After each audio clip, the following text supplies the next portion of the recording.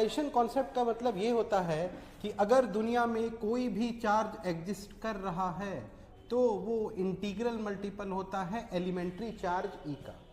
यहाँ पर एक चार्ज का नाम लिए जिसको क्या नाम दे रहे हैं, एलिमेंट्री चार्ज। एलिमेंट्री चार्ज जो होता है वो या तो किसी भी प्रोटॉन का चार्ज होता है या तो ये किसी भी इलेक्ट्रॉन का चार्ज होता है।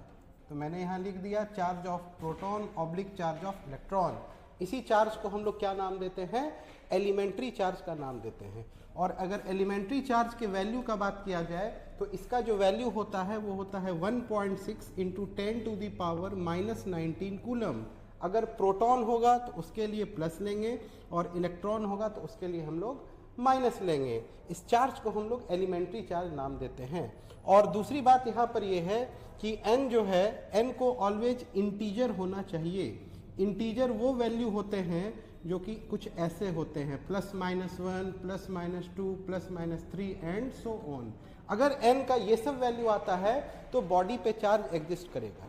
लेकिन इन केस n का वैल्यू अगर कुछ ऐसा आ जाए, कोई फ्रैक्शनल वैल्यू आ जाए, कोई डेसिमल वैल्यू आ जाए, कोई रूट वैल्यू आ जाए, तो इस केस में बॉडी पे कभी भी चार्ज एग्जिस्ट नहीं करेगा। तो इस कॉन्सेप्ट को क्वांटाइजेशन ऑफ चार्ज का नाम देते हैं। और अगर प्रोटॉन होगा तो उसके लिए प्लस लगाएंगे और इलेक्ट्रॉन होगा तो उसके लिए हम लोग क्या लगाएंगे, माइनस लगाएंगे।